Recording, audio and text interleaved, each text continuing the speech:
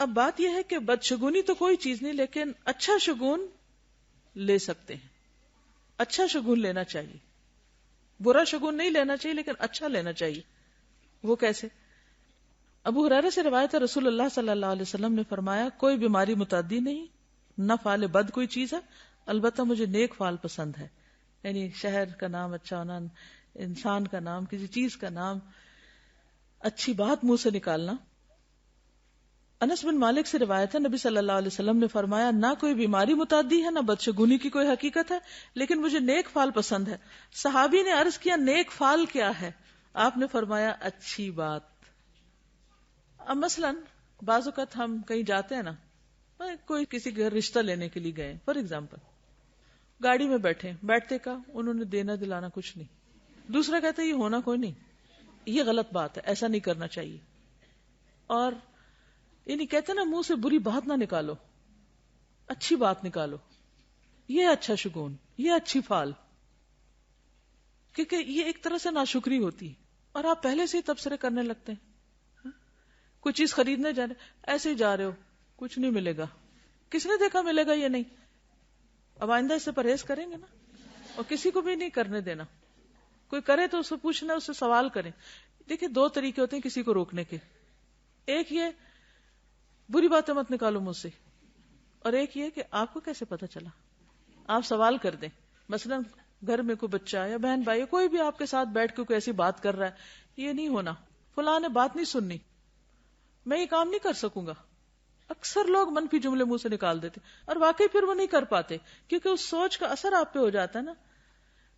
یہی کانفیڈنس نہ ہونے کی علامتیں کہ انسان پہلے سے سوچ کے بیٹھ جاتا ہے، میں نہیں بولتا، میرے سے کوئی غلطی ہو جائے گی، میں نہیں اسٹیج پہ جاتا، میری ٹانگیں لڑکھڑا جائیں گی، میں نہیں اس سے ملتا، اس نے میری نہیں سننی۔ بھئی آپ پہلے ہی سوچ رہے ہیں نہیں سننی، کہاں سے پتا چل گیا آپ کو؟ نہیں وہ ایک دفعہ ایسا ہوا تھا، بھئی اس وقت ہو سکتا ہے اس کا موڈ آف ہو، اس کے اوپر بھی کچھ سٹریس ہو تو اس نے کہا نہ کر دیو، تو اس کا یہ مطلب نہیں کہ وہ حرف آخر اور ہمیشہ وہ ایسا ہی کرے گا، انسانوں کے مزاج میں بھی تبدیلی ہو جاتی۔ یہ چیز تو مجھے بھی اس قدر ناگوار گزرتی ہے کہ جب کسی کو کچھ کہیں اور وہ کہنا نہ یہ تو ہونے کا نہیں، یہ نہیں ہو سکتا، یہ میں نہیں کر سکتا، بھئی نہ نہیں کرو، ایکسپٹ کرو اور اللہ سے مدد مانگو، اللہ تعالیٰ توفیق دے گا، اور ان مع العسر یسرا، تکلیف کے ساتھ ہی اللہ آسانی بھی پیدا کر دے گا۔ دیکھیے وہی والی بات نا، جو بدشگونی لیتا ہے وہ ترقی نہیں کر سکتا، اعلیٰ درجات تک نہیں پہنچ سکتا، نہ دنیا میں نہ آخرت میں۔ جب آپ کام ہی نہیں کر رہے، پہلے سے ہی سوچ کے بیٹھ جائے کہ یہ نہیں ہونے کا، تو وہ کہاں سے ہوگا؟ تو منفی سوچ جو ہے یہ انسان کی دشمن ہے۔ سوچ مثبت کر لیں، اپنا لینس چینج کر لیں۔ تم تو نکمے ہو، تم نے کچھ نہیں بننا، تم نے کچھ نہیں کرنا، یہ مائیں بہت منفی جملے بولتی ہیں، یہ بھی نہیں کہنے چاہیے۔ پھر اسی طرح کسی پہ لعنت نہیں بھیجنی چاہیے، اگر وہ پڑ گئی اس پہ تو وہ تو گیا۔ ہمارے ملک کا کوئی حال نہیں، اس قوم کا کوئی حال نہیں، اس نے تو کبھی ترقی کرنی نہیں، یہ تو بس زوال ہی زوال آئے گا، اور اب دیکھنا تو صحیح حالات کیا ہوتے ہیں۔ اللہ اکبر، یہ جملہ تو مجھے اس قدر برا لگتا ہے، پھر تمہیں کہاں سے غیب کا علم ہو گیا کہ حالات کیا ہوں گے، ابھی دیکھنا آئندہ کیا ہوتا ہے۔ اس قدر ڈراتے ہیں لوگ اور خوف زدہ کرتے ہیں کہ انسان سوچتا ہے کہ پتہ نہیں کیا ہو جائے گا۔ تو اس وقت ہمیشہ سوچا کریں کہ ان کے کرنے سے کچھ نہیں ہوتا، ہر خیر اور بھلائی اللہ کے ہاتھ میں۔ نبی صلی اللہ علیہ وسلم نے فرمایا، مردے کے کھوپڑی میں کسی چیز کے ہونے کی کوئی حقیقت نہیں، حامہ جو ہے، نظر لگ جانا برحق ہے، اور سب سے سچا شگون فعل ہے۔ اچھا شگون کیسے؟ نبی صلی اللہ علیہ وسلم کسی بھی چیز سے اچھی فعل لیتے تھے لیکن بدشگونی نہیں لیتے تھے، اور آپ کو اچھا نام پسند آتا تھا، یعنی اگر کسی کے نام کا مطلب اچھا ہو، یا جیسے کسی گلی کا، اسٹریٹ کا، علاقے کا، تو اس کو پسند کرتے تھے۔ بعض اوقات ہمارے ہاں دیہاتوں اور شہروں کے بھی کچھ نام ایسے ہیں جن کا کوئی مطلب نہیں بنتا، بلکہ الٹا بیکار صحیح مطلب۔ اب میں نام لوں گی تو ہو سکتا ہے کوئی آپ میں سے اس علاقے میں رہتا ہو تو اس کو اچھا نہ لگے، یا سن رہا ہو تو اس کو برا لگے، لیکن نام ایسے پڑھ کر طبیعت میں ملال آنے لگتا ہے کہ یہ کیا سوچ کے اس کا یہ نام رکھا گیا، اور ہر وقت وہ نام پکارا بھی جا رہا ہوتا ہے اور لوگ اس میں رہ بھی رہے ہوتے ہیں، تو کسی نہ کسی درجے میں شاید ان کے مزاجوں پر بھی اثر انداز ہوتا ہوگا وہ۔ لیکن اسلام آباد اسلام آباد، یہ اچھا شگون ہے۔ دنیا میں کوئی شہر، کوئی ملک اس نام سے اس طرح کہ جہاں اسلام آباد ہو. آپ صلی اللہ علیہ وسلم کو اچھا نام پسند آتا تھا. عبداللہ بن بریدہ اپنے والد سے روایت کرتے ہیں کہ رسول اللہ صلی اللہ علیہ وسلم کسی چیز سے بدشگونی نہیں لیتے تھے. یعنی کسی چیز سے بھی آپ گھبراتے نہیں اور نہ ہی کسی وہم کا شکار ہوتے تھے. یعنی کہ یہ اسٹرانگ ہونے اور بریو ہونے کی علامت ہے. لیکن جب کسی کو عامل بنا کر کہیں بھیجنے کا ارادہ کرتے، یعنی کسی کو کوئی ڈیوٹی دیتے، تو اس کا نام پوچھتے. اگر اس کا نام پسند آ جاتا تو اس کے ساتھ خوش ہو جاتے اور خوشی کے آثار آپ کے چہرے پر نظر آتے. اور اگر اس کا نام آپ کو ناپسند ہوتا تو کراہت کی علامتیں آپ کے چہرے میں دکھائی دیتی. اسی طرح جب کسی بستی میں داخل ہوتے تو اس کا نام پوچھتے. اگر اس کا نام پسند آ جاتا تو آپ خوش ہو جاتے اور خوشی کے آثار نظر آنے لگتے. اور اگر نام ناپسندیدہ ہوتا تو چہرے پر ناپسندیدگی کے آثار نظر آتے تھے. چہرے کو سچا ہونا چاہیے نا. ہم بعض اوقات ایک مصنوعی سی اپنے اوپر وقار اور اپنے جذبات کو کنٹرول کر کے بالکل ووڈن فیس دکھاتے ہیں کہ کو پتہ نہیں چلتا کہ ہم خوش ہیں یا ناراض ہیں یا کون ہے. دوسروں کو بھی حیرت میں ڈالے رکھتے ہیں.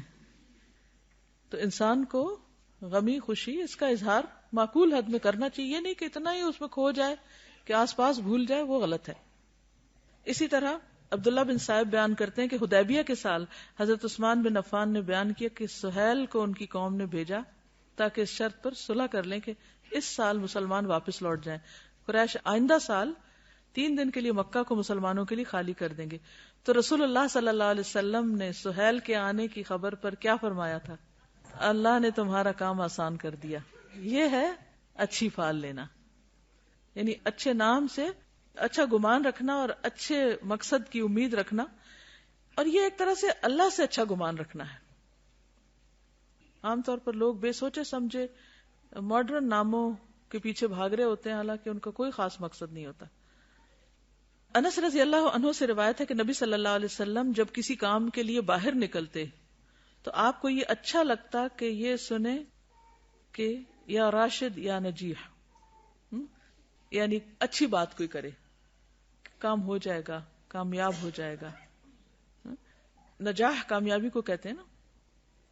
پھر اسی طرح انس بن مالک سے روایت ہے کہ رسول اللہ صلی اللہ علیہ وسلم نے فرمایا، میں نے ایک رات وہ دیکھا جو سونے والا دیکھتا ہے. کیا؟ گویا کہ ہم عقبہ بن رافع کے گھر میں ہیں اور ہمارے پاس ابن طاب قسم کی تازہ کھجوریں لائی گئی. ابن طابق. تو میں نے اس کی تعبیر یہ سمجھی کہ دنیا میں ہماری عظمت ہوگی اور آخرت میں بچاؤ ہوگا اور ہمارا دین بہت عمدہ ہوگا. یعنی اچھی تعبیر کرنا. یعنی بعض لوگ خواب کی بھی بری تعبیر کر دیتے ہیں تو اس سے بھی بچنے کو کہا گیا. اگر اچھی بات سمجھ میں آتی ہے تو بولو، انشاءاللہ اچھا ہو جائے گا. اور اگر کوئی بری بات زبان پہ آ رہی ہے تو اس کو روک لو.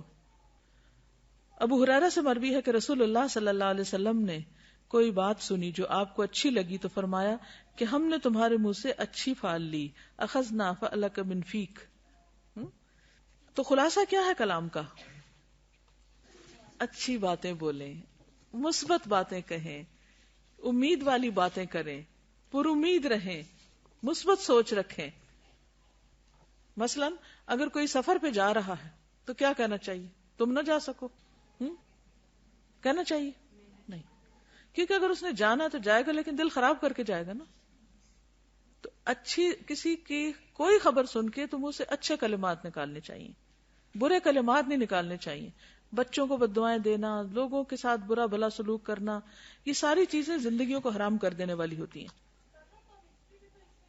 جی ہاں، وہ بھی اس میں آتی ہے کہ وہ جو لکیریں دکھاتے ہیں اور ذائچے نکلوانا اور بعض تاریخوں کو منحوس سمجھنا، بعض دنوں کو منحوس سمجھنا، بعض لوگوں کو منحوس سمجھنا، بعض مہینوں کو شادی کے لیے منحوس سمجھنا، یہ ساری چیزیں جو ہیں ان کی کوئی حقیقت نہیں اور ایسے کرنا بالکل درست نہیں. اصل بات یہ ہے کہ انسان کو اللہ پہ بھروسہ کرنا چاہیے. قُل لَن يُصِيبَنَا إِلَّا مَا كَتَبَ اللَّهُ لَنَا. جب کوئی نقصان پہنچے، جیسے یہ کہہ رہی ہے نا کہ بعض لوگ استخارہ کرتے ہیں، اس وقت اطمینان ہوتا ہے، وہ کام کر لیتے ہیں، پھر کچھ عرصے کے بعد اسی کام میں کوئی نقصان بھی ہو جاتا ہے تو پھر کہتے ہیں ہم نے تو استخارہ کیا تھا اور بڑا اچھا تھا لیکن اب یہ میرے ساتھ ایسا کیوں ہو گیا. تو بات یہ ہے کہ اللہ کا فیصلہ ہے، جب جو چاہے کرے. کیا کہنا چاہیے؟ قل. جب کوئی تکلیف آ جائے، نقصان ہو جائے تو استخارے کو نہیں بلیم کرنا چاہیے اور نہ اس کی میننگ کو، نہ کسی خواب کو اور نہ اللہ کے فیصلے کو. کہو لن یصیبنا الا ما کتب اللہ لنا، کہ یہ تکلیف ہمارے لیے لکھی ہوئی تھی، یہ ہماری تقدیر کا حصہ تھی کہ ہمیں ہرگز کوئی بھلائی یا برائی نہیں پہنچتی مگر وہ جو اللہ نے ہمارے لیے لکھ لی، وہی ہمارا مولا ہے. اور ایمان والوں کو اللہ پر توکل کرنا چاہیے. بعض لوگوں نے ایک موضوع حدیث گھڑی ہوئی ہے کہ جو شخص مجھ کو ماہ سفر گزرنے کی بشارت دے گا میں اس کو جنت کی بشارت دوں گی. بالکل غلط بات ہے اور اس کو حدیث کہنا بھی نہیں چاہیے. اس میں آپ دیکھیے کہ مثلا سیدنا طاؤس کا ایک قصہ ہے کہ وہ اپنے ساتھی کے ساتھ ایک سفر پہ جا رہے تھے. راستے میں کسی مقام پر کوا کائیں کائیں کرتا ہوا گزرا. یہ سن کر ان کا ساتھی بول اٹھا خیر ہو، بھلائی ہو. تو وہ فوراً کہنے لگے کہ اس میں کون سی بھلائی ہے؟